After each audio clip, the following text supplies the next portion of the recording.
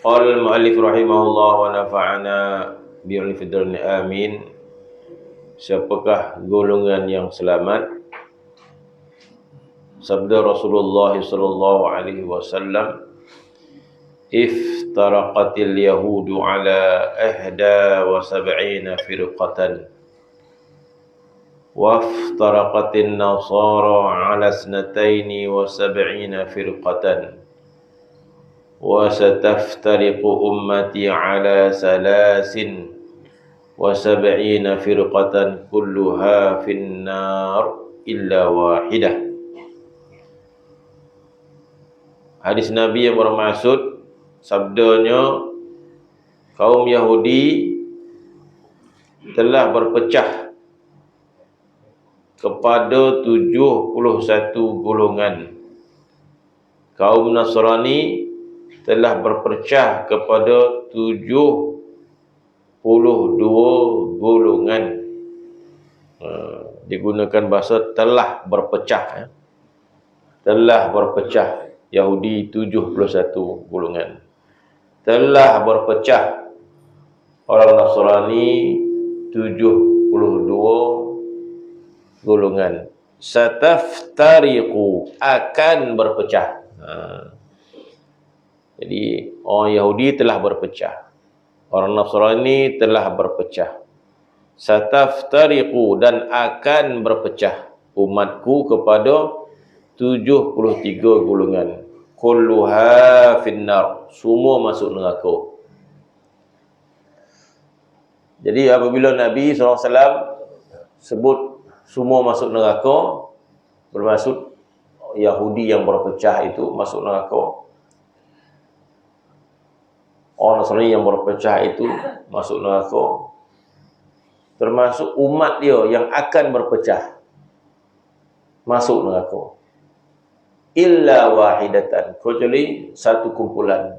Jadi satu kumpulan ini daripada umat dia. Maka Nabi menyebut secara umum masuk neraka, tetapi sudah pasti berbeza di antara orang Yahudi masuk neraka, orang Nasrani masuk neraka, dan di kalangan umat juga masuk neraka kecuali satu golongan. Nabi bersabda, kulluha finnar, semua masuk neraka, kecuali daripada umat dia satu golongan. Maka walaupun Nabi bersabda semua masuk neraka, tapi berbeza di antara orang Yahudi dan Nasrani masuk neraka, dan juga di kalangan umat Nabi masuk neraka. Berbeza.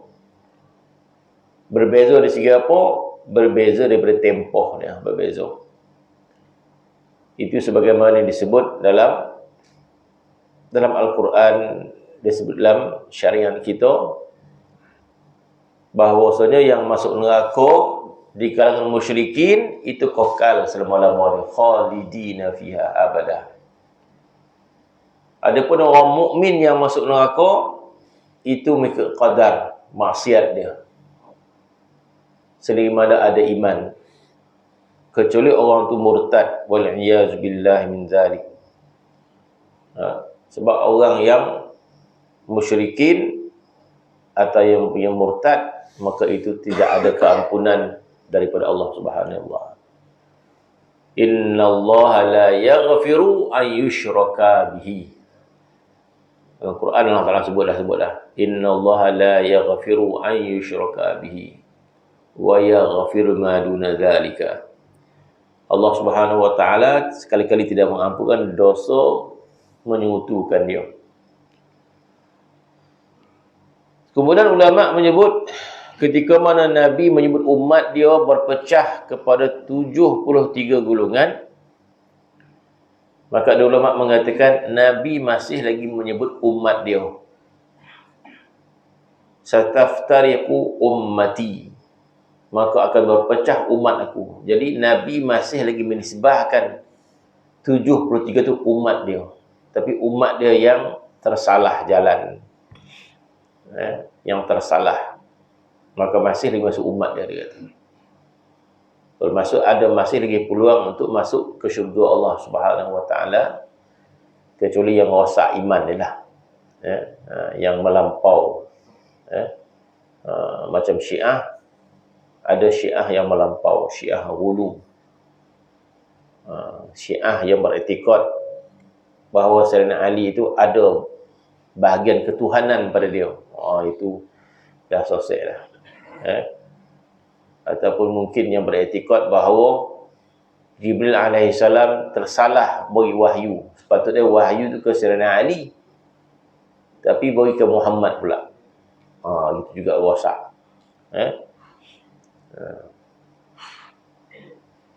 Paling dahsyat yang boleh diterima lah. Itu pun wallahu alam keadaan macam mana. Paling dahsyat Syiah boleh terima, bermaksud dia beriman kepada Allah, dia beriman kepada Rasulullah, dia beriman kepada Nabi Muhammad. Itu masih selamat. Ada Syiah yang terlampau rosak, dia kata sepatutnya Sayyidina Ali itu jadi Nabi, bukan Muhammad lah. Itu terlampau. Sebab orang Syiah ni, dia terlampau mengangkat Sayyidina Ali. Menyanjung Sayyidina Ali tak ada masalah. Menyanjung Sayyidina Ali tak ada masalah. Kita menyanjung mana-mana sahabat Nabi tak ada masalah. Sebab tu khilaf juga di kalangan ulama, siapakah yang paling mulia di kalangan para sahabat. Itu tak ada masalah.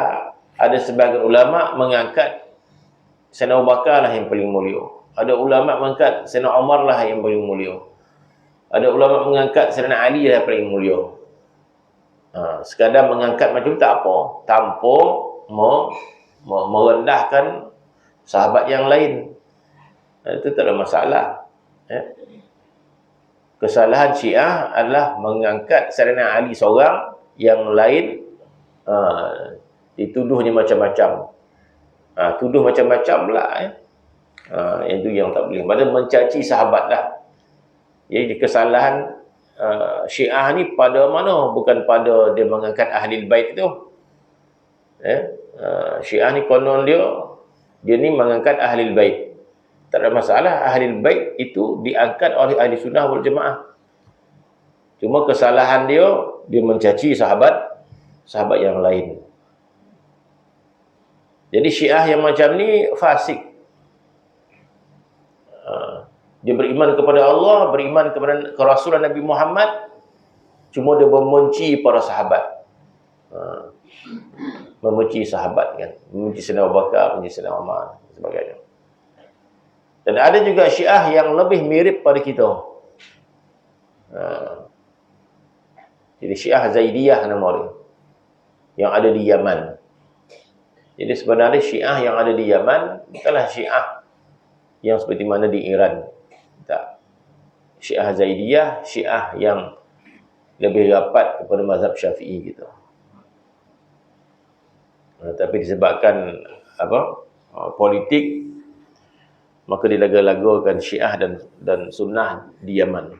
Sebenarnya Syiah di Yaman tak ada masalah dengan Ahli Sunnah wal Jamaah. Maka Nabi mengatakan kulluha finnar illa wahidatan. Semua umat aku yang berpecah itu masuk neraka kecuali seorang. Bukan seorang, satu kumpulan. Jadi ulama walaupun satu kumpulan, tapi kumpulan ini amat besar. Sehingga umat Nabi Muhammad yang satu golongan ini dalam hadis yang lain disebut sebagai sawadul a'zam. Disebut sawadul a'zam ummah. Sawadul a'zam ni maksud kumpulan yang paling besar di kalangan umat Nabi Muhammad. Sawadul a'zam nama dia. Jadi bermaksud kumpulan yang benar umat Nabi Muhammad ni besar. Kalau tak besar kumpulan yang benar ni, itu sebut merendahkan kembali Nabi kita SAW. Kalaulah kumpulan yang benar, Nabi kata satu je yang benar. Kalau satu yang benar ni kumpulan yang kecil, maka yang gagal adalah Nabi kita SAW. Nabi lah yang gagal. Mana mungkin Nabi kita ini dakwahnya digagalkan oleh Allah Subhanahu wa taala? Mana mungkin. Sebagaimana Syiah yang mengatakan bahawa yang betul Sayyidina Ali je, berapa orang je. Yang lain semua tak betul, para sahabat. Semua salah. Bahkan ada kata murtad dan sebagainya. Tuduhan macam-macam lah. Jadi kata-kata sebegini bukan sekadar kena kepada para sahabat. Kata-kata ini kena kepada Nabi kita sallallahu alaihi wasallam sendiri. Bermaksud Nabi tidak berjaya mentarbiah sahabat dia. Kalau di sana Ali seorang yang selamat. Malah kata, itu merendahkan martabat Nabi SAW. Begitu juga tuduhan kepada Ummahatil Mukminin, Sayyidina Aisyah dan sebagainya. Maka itu merendahkan. Merendah ke martabat. Bahkan ada ulama yang mengatakan bahawa rosak iman orang Syiah ni. Kenapa? Mereka bukan sekadar mencaci Sayyidina Abu Bakar, tetapi apabila mereka mencaci Sayyidina Abu Bakar, sedangkan Sayyidina Abu Bakar itu disebut oleh Allah Subhanahu wa taala dalam Al-Quran. Peristiwa hijrah Allah Taala sebut Sayyidina Abu Bakar dalam Al-Quran. Begitu juga ayat yang lain walaupun tak disebut nama secara khusus. Maka yang disebut oleh Nabi SAW hanya satu kumpulan yang berjaya. Ulama kata walaupun satu kumpulan, tapi ini mewakili majoriti umat Nabi Muhammad sallallahu alaihi wasallam.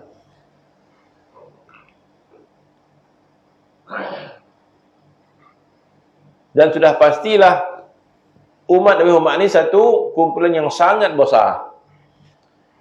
Ramainya kumpulan ini menggambarkan betapa berjayanya Nabi sallallahu alaihi wasallam.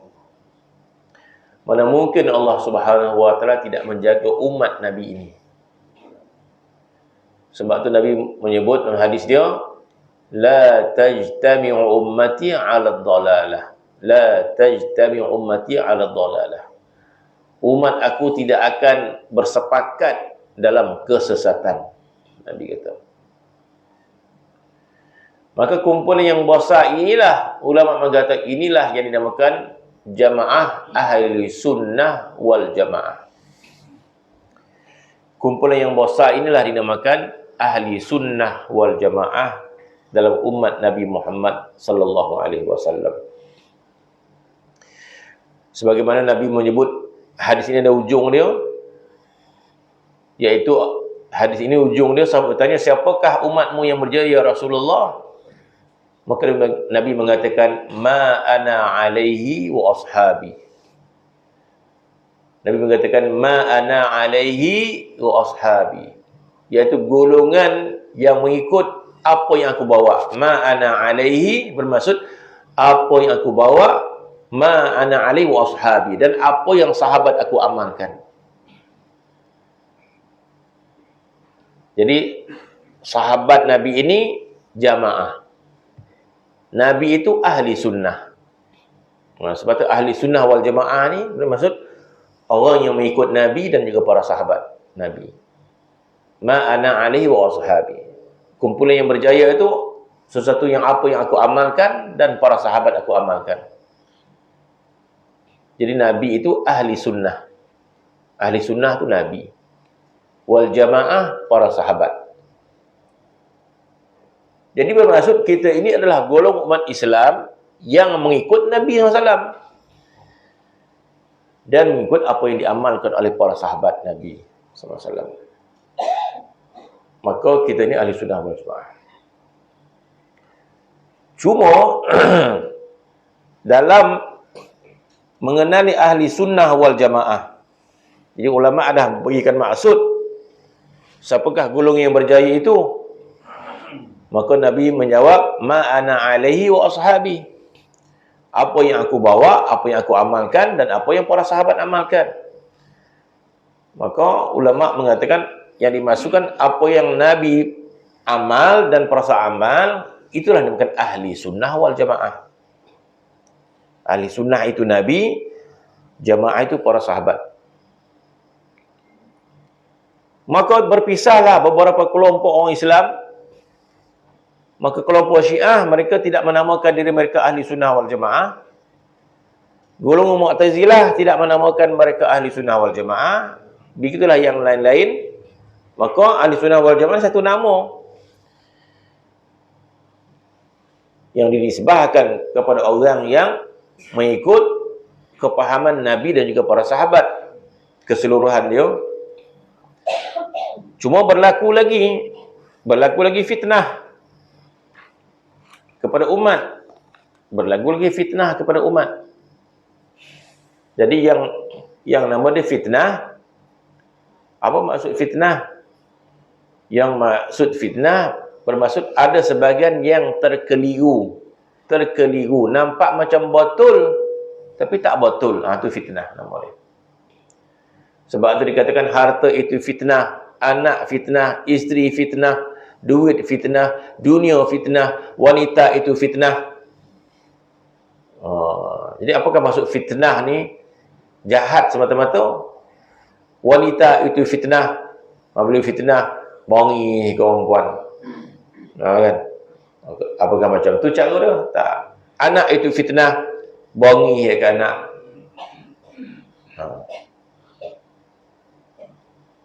Jadi fitnah ini bermaksud sesuatu yang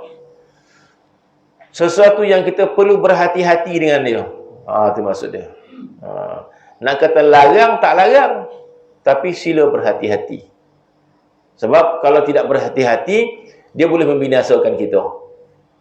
Itu maksud fitnah. Duit itu fitnah. Tak boleh pegang duit kau. Siapa kata tak boleh pegang? Berabut-rabut, buang duit. Dilarang tak larang. Selagi harta itu halal, duit kita, tak ada siapa yang... Tapi berhati-hati dengan harta. Sebab harta boleh melalaikan kita. Boleh melalaikan kita. Daripada ibadat. Boleh melalaikan kita. Maka dia makan fitnah. Maka berhati-hati menggunakan harta itu. Begitu juga anak isteri disebut fitnah. Tak boleh ke kita nak hidup dengan dia dengan hidup bahagia? Boleh. Tapi berhati-hati. Sebab dia boleh melekakan kita. Maka bila anak isteri itu melekakan kita, maka jadi fitnah kepada kita. Apakah dunia ini haram? Dunia tidak haram, kata-kata. Boleh kita ambil, tapi fitnah.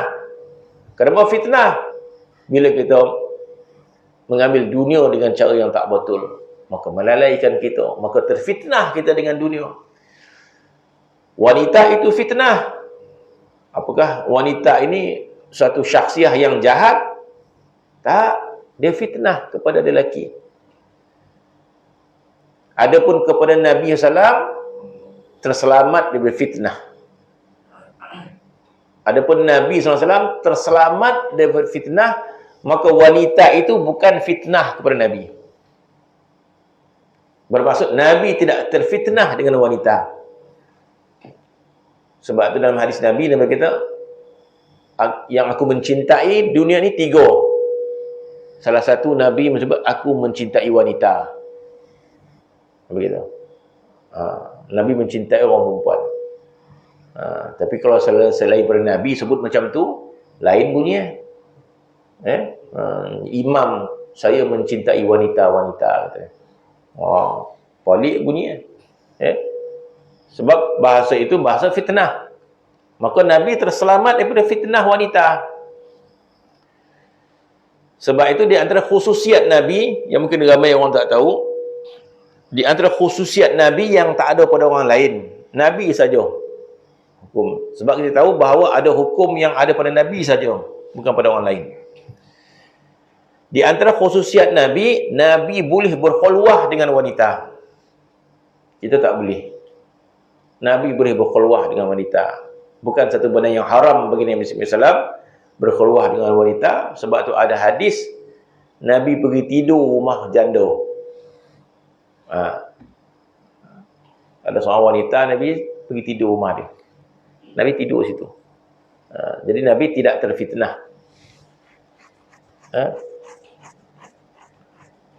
Maka dinamakan fitnah.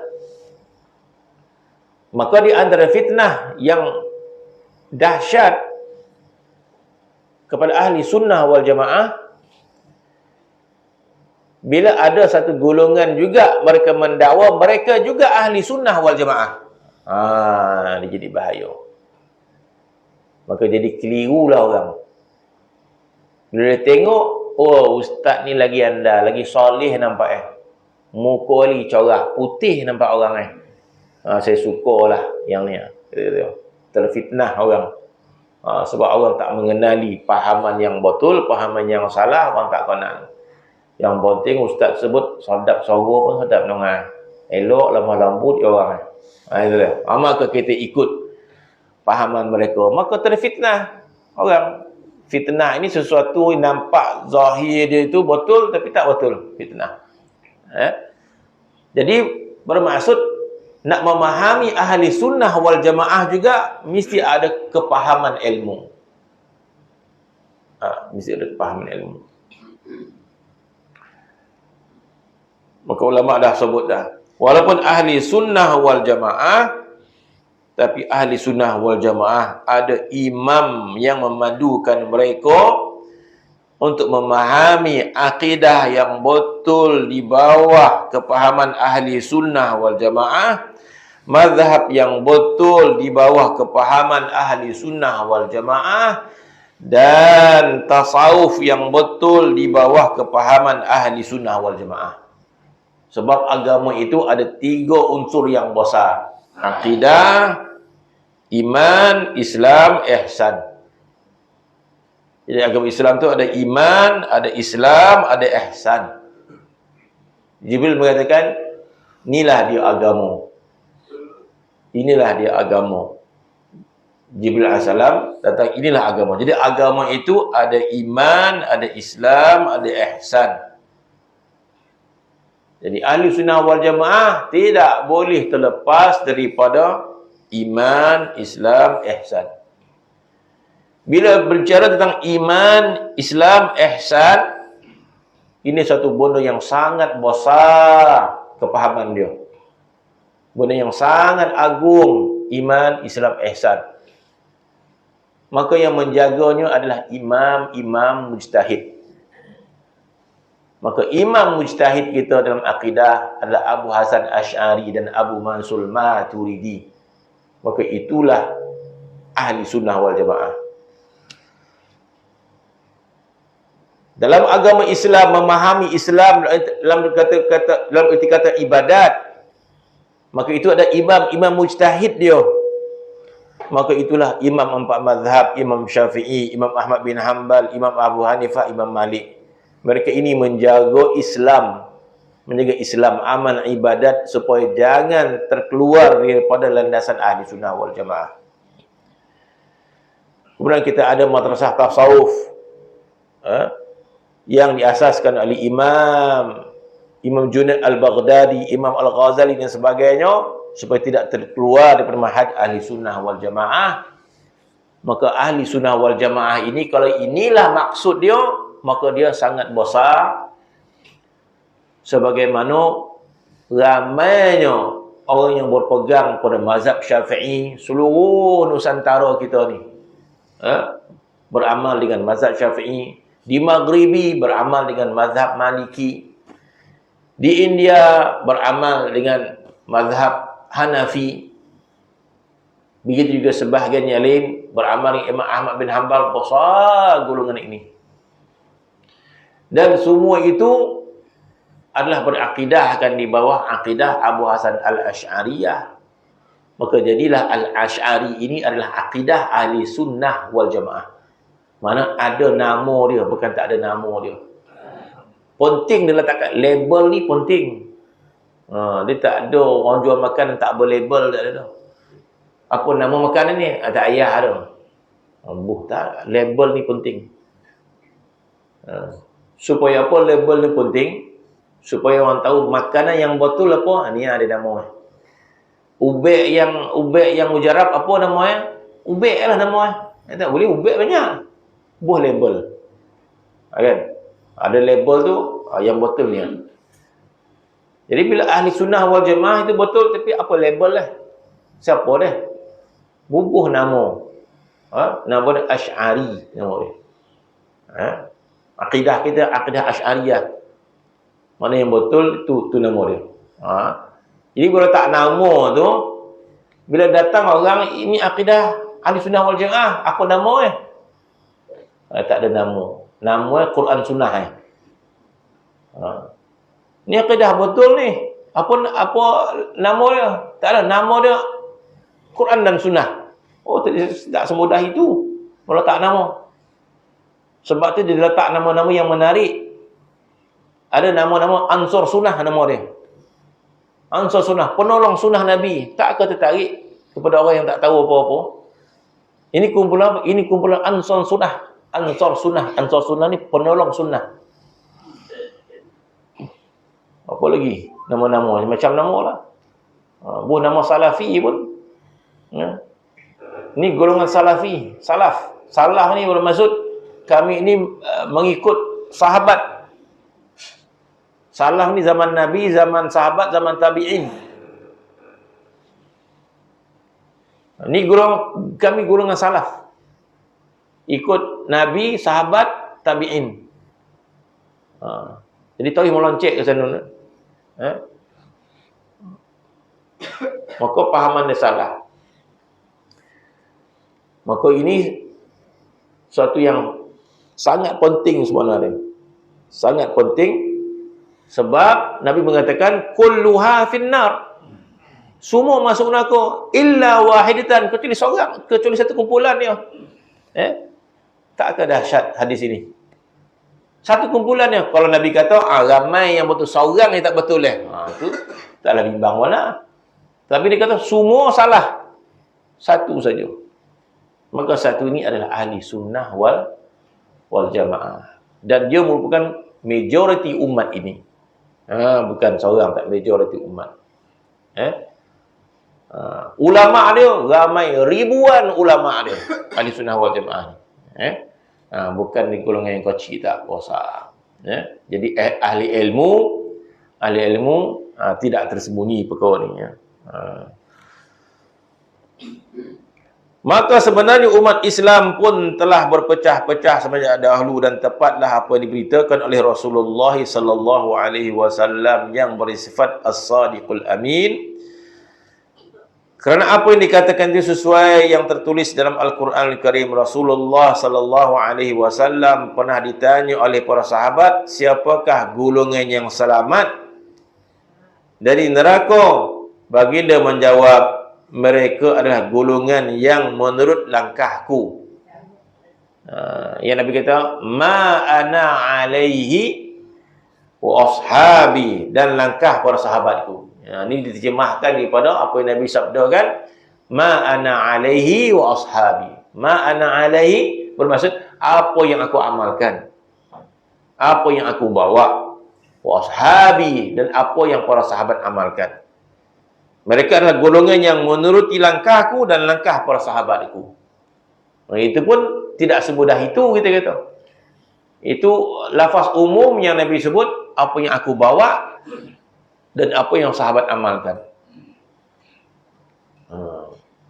Jadi apa yang Nabi bawa bermaksud sunnah Nabi. Apa yang Nabi bawa bermaksud sunnah Nabi. Tapi apabila kita sebut sunnah Nabi, bukan sekadar sunnah Nabi, tetapi kepahaman kita terhadap sunnah Nabi itu perlu dipahami dengan kepahaman yang sahih. Itu masalah lagi, kita kata. Begitu juga kita ikut Quran. Kita ikut Quran. Okey, alhamdulillah ikut Quran. Tapi ikut Quran dengan kepahaman yang betul menurut Quran itu. Itu masalah lagi. Sebab ada orang yang ikut Quran tapi pahaman dia salah. Ada orang ikut hadis Nabi tapi pahaman dia salah. Orang yang berakidah Tuhan ada di langit, apa dalil dia ambil? Quran. Orang yang akidah mengatakan Tuhan itu duduknya di langit, di arash, dalil apa dia ambil? Quran. Orang yang berakidah Allah Ta'ala itu berada di atas langit, Dalil apa dia? Dalil hadis. Bukan dalil lain. Tapi apa masalah dia? Masalah kepahaman yang salah tak ada hadis itu. Sebab itu kita memerlukan imam mujtahid. Kita memerlukan ulama yang boleh fahamkan Quran itu dengan kepahaman yang betul. Jadi kita tetap memerlukan seorang ulama untuk fahamkan dia. Maka Al-Quran menyebut fas'alu ahla dzikri in kuntum la ta'lamun. Quran suruh kita. Sebab tu ulama kata kalau ada ayat Quran, ada ulama. Masa tu kena ikut. Oh, kalau bahasa keliru dia, Quran lah dia kata. Ulama siapa? Sebenarnya dia ikut ulama itu lebih selamat. Sebab ulama tadi dia ikut siapa? Dia ikut Quran. Di masalah ikut ulama itu bukan ikut ulama tu. Kita mengikut kepahaman ulama tersebut terhadap Quran itu. Tu maksud dia. Jadi sebab tu bila orang tu dia sebut, sekarang ni kau nak ikut ulama, kau nak ikut Quran. Sebenarnya kenyataan orang tu salah. Sepatutnya orang tu kena sebut kau nak ikut kepahaman ulama yang muktabar tentang Quran atau ikut kepahaman aku tentang Quran. Kalau macam tu confirm tu tolak dia. Tapi yang kenyataan yang tu dia tak sebut. Dia kata nak ikut Quran ke ikut ulama. Orang jahil dia kan keliru dia. Oh, nak ikut Quran lah. Ikut Quran mai ikut dan dia kata. Sebenarnya bukan ikut Quran. Kita ikut kepahaman dia yang salah terhadap Quran. Kalau dia betulkan balik kenyataan itu, kau nak ikut kepahaman aku yang salah ke atau ikut kepahaman ulama yang betul? Sudah pasti kita ikut ulama. Jadi ulama-ulama kita dah menghuraikan. Imam Nawawi, ulama kita, Imam Nawawi ulama yang besar telah menghuraikan maksud hadis yang disalah guna tentang Allah di langit itu. Imam Nawawi dah hurai dah makna dia apa. Ulama kita dah hurai dah yang mereka menggunakan hadis untuk kepahaman akidah yang salah. Ulama kita dah hurai dah. Itu bukan maksud Allah Ta'ala berada di langit, kata Imam Nawawi rahimahullah. Jadi bermaksud apa yang Nabi bawa dan para sahabat amalkan itu juga memerlukan penelitian yang betul. Sebab kalau orang mendakwa, ini Nabi bawa macam ni lah. Memerlukan penelitian. Sebab itu kita memerlukan imam-imam mujtahid dalam perkara akidah, perkara fiqh dan sebagainya. Maka Nabi bersabda bahawa golongan yang menurut langkahku dan juga para sahabat. Selanjutnya beliau berpesan, baginda berpesan pula, apabila terjadi suatu perselisihan, maka hendaklah kamu sentiasa berpihak pergolongan yang terbanyak. Ni dia. Alaikum bil jamaah, Nabi kata. Hendaklah engkau berpihak pada golongan yang terbanyak kaum muslimin. Jadi Nabi ini menggambarkan bahawa golongan yang ramai orang Islam berada dalam kelompok yang benar. Sebab hadis itu kalau berlaku perselisihan macam mana? Jadi faham mudah dia cari yang golongan yang ramai umat Islam. Sebab Nabi dah bagi jaminan bahawa majoriti umat dia berada dalam betul. Bermaksud ulama dia yang paling ramai yang mana? Ulama yang paling ramai adalah ulama ahli sunnah wal jamaah. Imam mazhab kita berapa ramai orang yang mengamalkan mazhab majoriti umat ni. Kalau bola Nusantara ni semua mengamalkan mazhab Syafi'i, ahli sunnah wal jamaah. Dekat Maghribi mengamalkan mazhab Maliki. Jadi majoriti umat mengamalkannya. Begitu juga akidah. Akidah Asy'ariyah adalah akidah yang dipegang oleh seluruh imam mazhab, seluruh ulama mazhab. Bagi ke Maghribi, akidah Asy'ari dia. Mana di Maghribi pun belajar sifat 20. Ingat orang Jampul juga belajar sifat 20. Jadi orang Jampul ni main belajar ke imam-imam apa dengan tuan-tuan guru yang tua-tua makin. Jadi orang tak faham, oh itu orang kampung, orang Jampul dia belajar sebab 20 tu. Orang Kuala Lumpur tak belajar dah kata. Itu orang kampung yang belajar. Jadi kita tahu pun kita orang sekolah di gigi. Sifat 20 ni belajar di mana? Di Maghribi. Sifat 20 menjadi asas kepada Universiti Al-Azhar. Universiti yang paling tua dekat dunia. Sifat 20 diajar daripada Sanawi. Bermula dari Tanah Ompek. Ula Sanawi, Sani Sanawi, Salis Sanawi, Rabi' Sanawi. Belajar kitab apa? Belajar kitab Jawharah Tauhid. Kitab Tingkatan 4 Al-Azhar. Tingkatan 4. Ula Sanawi. Kitab Jawharah Tauhid. Saya walaupun tak masuk Sanawi dekat Azhar, Sanawi di sini, kitab tu saya bawa balik. Bawa balik kitab Sanawi itu. Menggambarkan Al-Azhar mempertahankan akidah Ahli Sunnah wal Jamaah. Al-Azhar mempertahankan akidah Al-Asy'ariyah. Al-Azhar mempertahankan kitab Sifat 20. Jadi kita nak belajar bukan kita nak Sifat 20 belajar. Tak. Sebab kita nak menyatakan kepahaman yang sahih tentang Allah Subhanahu wa taala. Maka ini adalah majoriti ummah. Ulama-ulama lama di Makkah, di Masjidil Haram mengajar sifat 20. Kecuali selepas datangnya fitnah kepada umat Islam. Maka Nabi menyatakan ianya fitnah. Bahkan Nabi dah sebut dah fitnah ini akan berlaku pada akhir zaman. Fitnah agama. Fitnah yang paling dahsyat adalah fitnah agama. Lebih dahsyat daripada fitnah harta. Orang terfitnah dengan harta. Orang terfitnah dengan wanita. Tidak seberapa dengan orang terfitnah dengan agama. Ini sangat dahsyat fitnah dia. Orang yang bukan ahli ilmu, dia tak nampak. Nampak biasa je. Tapi di kalangan para ilmuwan, dia melihat sangat dahsyat. Sebab dia merosakkan akidah dan sebagainya. Sebab tu Al-Imam Abdullah Al-Haddad, kitab yang kita baca ni, Al-Imam Al-Haddad dengan ketegasan dia tentang ahli sunnah wal jamaah, maka katanya, kun asy'ariyan fi i'tiqadika fahuwa min halus safi min az-zayghi wad dalali. Itu kata-kata Imam Abdullah Al-Haddad. Jadi imam ni boleh berkata tegas. Imam ini boleh berkata satu benda yang sangat genting, sangat penting untuk dipastikan. Sehingga Imam Abdul Haddad mengatakan kun asy'ariyan fi i'tiqad. Jadilah kamu asy'ari dalam i'tiqad. Katanya. Ambil yang lain tak selamatlah akhirat nanti. Kun asy'ariyan, jadi asy'ari pada i'tiqad. Bermaksud fahami i'tiqad mengikut kepahaman Abu Hasan Asy'ari.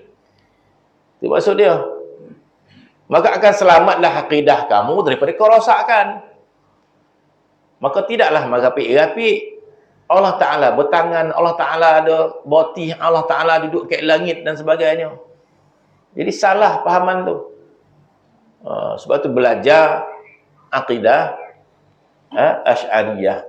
Sehingga ulama berkata wa'adha 'alaihi bin nawajiz. Gigit dengan gerham.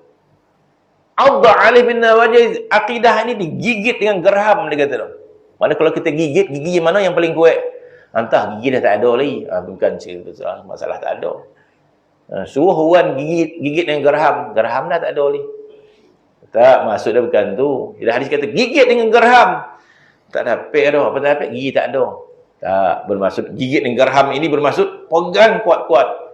Wa'adha 'alaihi bin nawajiz. Gigit dengan gerham. Maksud pegang betul akidah ni kuat-kuat. Yakini sungguh-sungguh. Inilah akidah yang sahih. Macam tu sekali. Jangan, yo tidak ni. Itu dah longgar dah.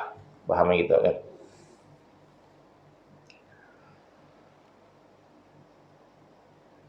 Selanjutnya, baginda berpesan, apabila terjadi satu perselisihan, maka hendaklah kamu sentiasa berpihak pada golongan yang terbanyak, golongan yang terbanyak daripada kalangan ulama umat Islam. Jadi kalau orang tu jujur sahaja, maka ulama ini penuh dalam mazhab Asy'ariyah. Bermaksud orang tak akan boleh nak merujuk kepada kitab-kitab dalam Islam ini kecuali mereka terpaksa rujuk kepada ulama yang berakidahkan Asy'ariyah. Ulama tafsir, mufassir, mereka berpegang pada akidah Asy'ariyah. Ulama fiqh, mereka berpegang akidah Asy'ariyah. Ulama hadis, mereka berpegang pada akidah Asy'ariyah.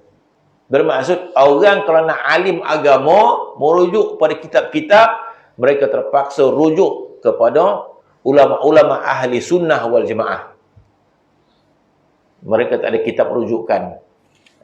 Jadi bermaksud golongan ini adalah golongan yang terbanyak orang Islam. Maka syukur alhamdulillah, kata Imam Abdul Haddad. Syukur alhamdulillah, kata Imam Abdul Haddad. Semenjak dulu sehingga sekarang, para ahli sunnah wal jamaah itulah merupakan golongan yang terbanyak kaum muslimin. Siapa sebut? Al-Imam Abdullah Al-Haddad. Siapa kata ahli bait ini Syiah? Merapik. Siapa kata habaib ini Syiah? Itu tuduhan yang terpaksa mereka jawab akhirat nanti. Fitnah yang mereka tuduh. Mereka cuba takut-takutkan kita. Kenapa nak dekat-dekat dengan habaib ni? Mereka tu Syiah, kata dia. Itu tuduhnya melampau. Ketua habaib di antara Al-Imam Abdul Haddad. Apa pegangan dia? Pegangannya ahli sunnah wal jamaah. Dia tak kata Syiah pun. Dia kata ahli sunnah wal jamaah. Kemudian dia pula suruh kita berpegang dengan akidah Asy'ariyah. Jadi makna kata tuduhan sekadar tuduhan sahaja.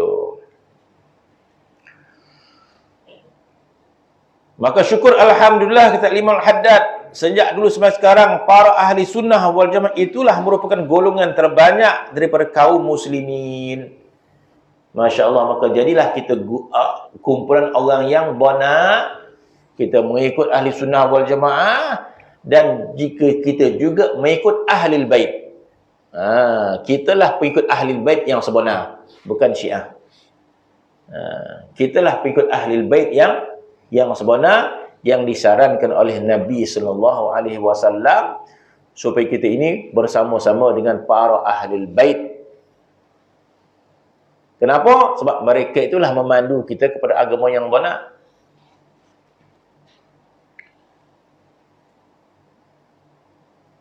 Maka katanya, ni apa tak pelak, bahasa Indonesia, buku kita ni Indonesia. Siapa tak dapat? Tak pelak lagi. Tak apalah. Tak apalah kau. Tak boleh.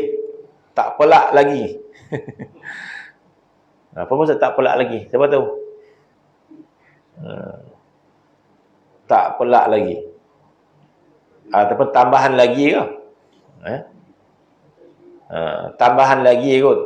Tak pelak lagi, mungkin tambahan lagi. Tambahan lagi. Tambah lagi. Mungkin tambah lagi. Bahawa, yakni Ahlussunnah wal Jamaah itu, bahawa mereka itu golongan yang akan selamat. Kata Imam Haddad. Masya Allah. Jadi walaupun satu golongan, maka golongan yang benar itu Ahlussunnah wal Jamaah. Dan Imam Haddad mengatakan bahawa mereka itulah golongan yang akan selamat. Menerima kurniaan Allah dan rahmatnya sebab mereka senantiasa berpegang teguh kepada petunjuk Quran melalui kepahaman imam mujtahid. Dan juga petunjuk Rasulullah SAW melalui para ulama. Jadi nak faham hadis juga mesti melalui para ulama. Kalau yang mudah-mudah tak apa. Kalau hadis-hadis yang mengelirukan, kita kena merujuk kepada para ulama. Sebagai contoh hadis jariyah. Hadis jariyah ni, inilah hadis yang menjadi perbahasan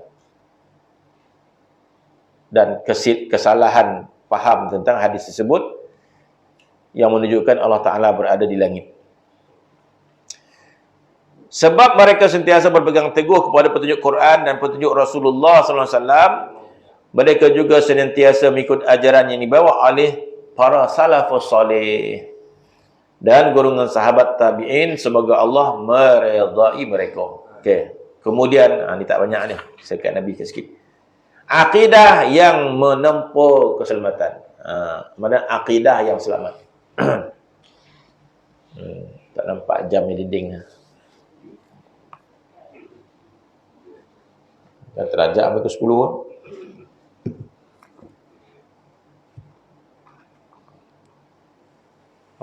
Tu dia ni, 10 minit lebih. Tak sampai 10 minit. Syukur alhamdulillah kita sekalian telah mengakui dan meredai Allah Subhanahu wa taala sebagai Tuhan.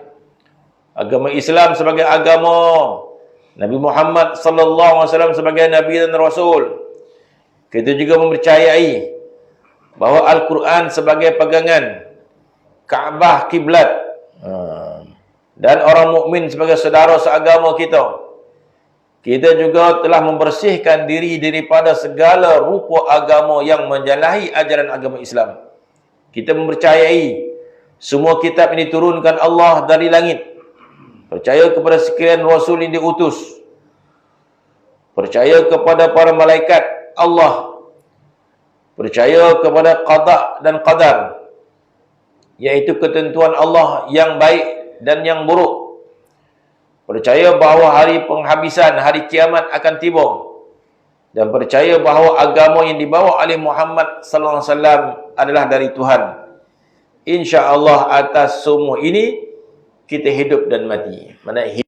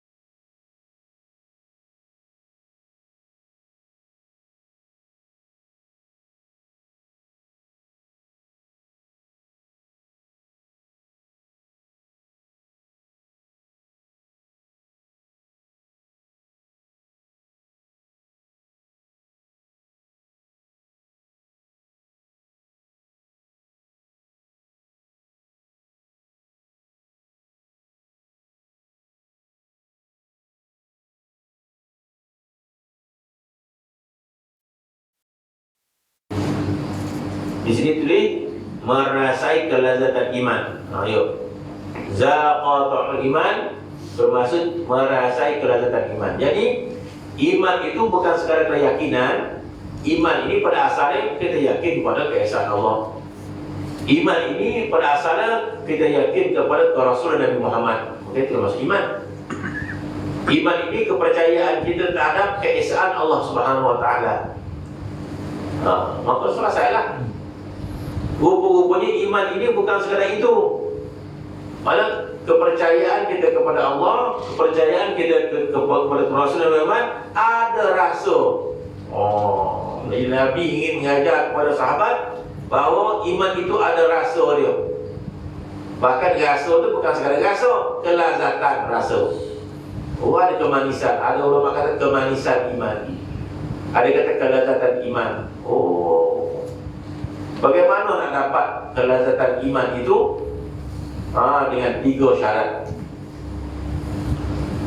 Maka misalnya zaqatul iman akan dapat dirasa kelazatan iman.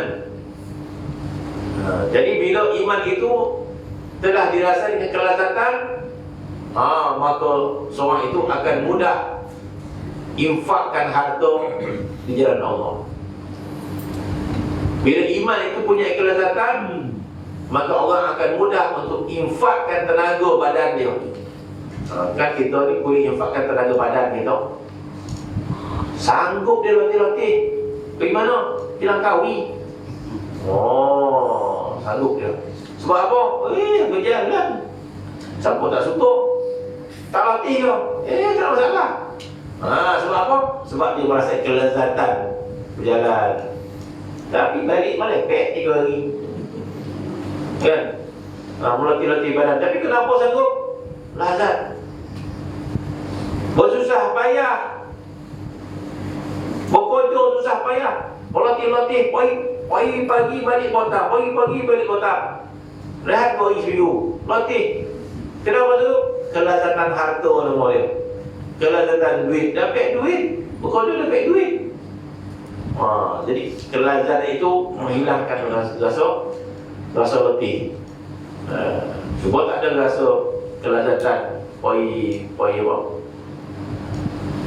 Bila kami tak ada dah muak dah, tak belajar dah pergi dah. Ajak pula naik kereta. Kereta pula samput-samput dia. Tak pergi dah. Tak terasa lazat dah kan. Kalau abang boleh dia tu. Tapi kalau orang merasa kelazatan berjalan, macam mana pun dia pergi dah. Begitu juga iman punya kelazatan. Dan kita sangat memerlukan kelazatan iman ini. Untuk apa? Untuk kita mampu memberikan tenaga kita, waktu kita, harta kita, bahkan sebagian itu menafkahkan nyawa dia. Sebab itu para sahabat Nabi merasai kelazatan iman. Para sahabat merasai kelazatan iman kepada Rasulullah SAW. Merasai lazat. Beriman kepada Nabi itu Rasul, lazat bagi sahabat. Sebab itu para sahabat dikatakan ketika berperang, mereka menghulurkan tangan mereka sebelum pedang musuh kena ke tubuh badan Nabi, mereka tangan sahabat akan dihulurkan. Sebab mereka mencintai Nabi melebihi segala-gala dia. Mereka takkan benarkan senjata musuh kena pada Nabi SAW, maka tangan sahabat akan diulurkan. Biar mereka luka daripada Nabi luka. Kenapa? Kerana kelazatan iman. Tapi dengan 3 syarat. Man radiya billahi rabba. Barang siapa redha Allah Ta'ala itu Tuhan. Panjang perbicaraan dia. Mana redha pada Allah Subhanahu Wa Ta'ala. Apa maksud redha? Redha maksud cinta. Redha maksud cinta. Redha maksudnya cinta. Apa maksud cinta? Cinta berbuat sesuatu. Cinta ini bermaksud berbuat sesuatu bukan ada kepentingan. Tak ada kepentingan. Kalau kita berbuat sesuatu sebab nak duit, itu bukan cinta namanya. Bila kita berbuat sesuatu ada faedah kita dapat, itu bukan cinta namanya. Itu nama dia maslahat. Baik dengan kita orang ni, baik semua. Pada kita jalan baik je deh. Kawasan masuk kita kayu tu. Bila kita dah duduk, so tak ada oleh orang ni. Mana baik, itu baik pun lah. Maslahat. Dia ada maslahat. Kalau buat tu cinta kita, masa kita kayu pun dia ada. Masa kita jatuh pun ada orang datang dah. Kenapa kita datang dia tak ada duit dah? Oh, kita sahabat, kita sahabat. Masa ini kita dapat cinta. Kita cinta dia berbuat satu bukan kerana sesuatu. Redha kepada Allah Subhanahu wa taala bermaksud cinta pada Allah Subhanahu wa taala. Maka lawan dia adalah redha pada diri kita, redha pada nafsu kita. Redha kepada Allah Subhanahu wa taala. Jadi ulama menyebut bahawa redha kepada Allah Subhanahu wa taala, redha kepada perintah, redha kepada larangan, redha kepada qada dan qadar Allah Subhanahu wa taala. Tiga ni pun tak selesai kita nak weh. Apa maksud redha kepada Allah Subhanahu wa taala? Redha kepada Allah bermaksud redha kepada perintahnya yang wajib, redha kepada larangannya, dan redha kepada qada dan qadar Allah Subhanahu wa taala.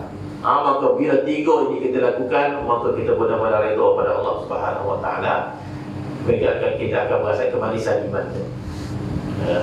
Redha kepada wajib, redha kepada larangan, selalu orang gagal redha kepada qada dan qadar Allah Subhanahu wa taala.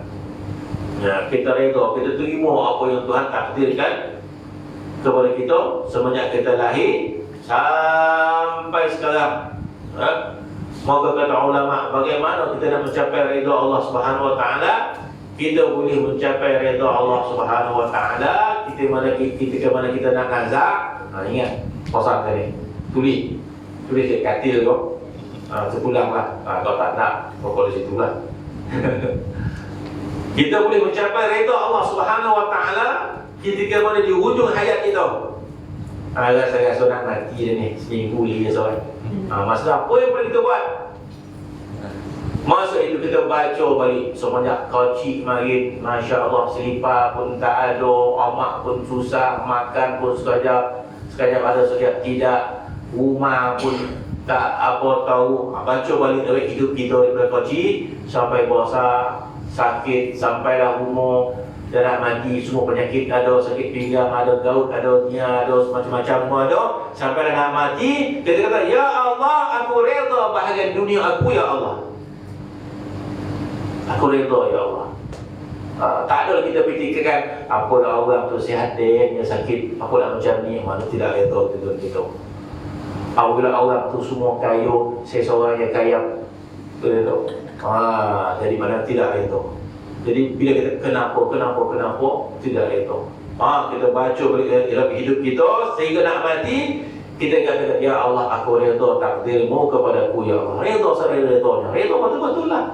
Redha. Kalau tak redha, istighfar. Dalam tu ada sifat jahat kita sebab tak redha. Maka kita redha, Ya Allah, bahagianku, Ya Allah. Maka bila kita redha kepada Allah, Allah juga redha kepada kita. Tak marah. Puas hati. Puas hati. Sedangkan sepatutnya kita boleh berdoki-doki lagi kan. Kenapa dia jaya, Ya Allah, kalau bagi dia sehat, Ya Allah. Nanti itu tidak redha kepada Allah Subhanahu wa taala. Ini memerlukan kepahaman yang kuat. Jadi tentang Allah Subhanahu wa taala. Bukanlah Quran Allah Ta'ala sebut asa an tuhibbu syai'an wa huwa syarrul lakum. Allah Ta'ala mengajar kita. Ada boleh kita suka, ada boleh kita tak suka hidup ni. Maka Allah Ta'ala mengatakan asa an tuhibbu syai'an wa huwa syarrul lakum. Boleh jadi benda yang kau suka tu benda tu tak baik. Wa asa an takrahu syai'an wa huwa khairul lakum. Dan mungkin saja benda yang kau tak suka itu datang kebaikan kepada engkau. Kata Allah Ta'ala, jaga-jaga sikit tentang suka tak suka ni. Suka tak suka dia tengah takdir Tuhan ni. Berhati-hati sikit. Sebab Tuhan kata, boleh jadi benda yang kau tak suka tu baik. Nanti kau tak terkilan akhirat nanti. Dalam hadis menyebut berapa ramai orang terkilan dekat padang mahsyar. Terkilan apa? Terkilan sebab sikit bana bala Tuhan bagi. Kita dekat dunia kita bertikai kan, terus banyak nak bala. Di akhir nanti kita bertukar pula. Ya Allah, kalau macam ni keadaan, biar dia bala setiap hari bagi kan elok. Kata Tuhan tak khabar lah. Boleh jadi benda yang kau tak suka itu, benda itu mendatangkan kebaikan buat engkau, kata Allah Subhanahu wa taala. Jadi kita tidak faham hikmat Allah Subhanahu wa taala berbuat ahli kita. Kita tak tahu hikmat dia. Kenapa kita susah? Kenapa kita sakit?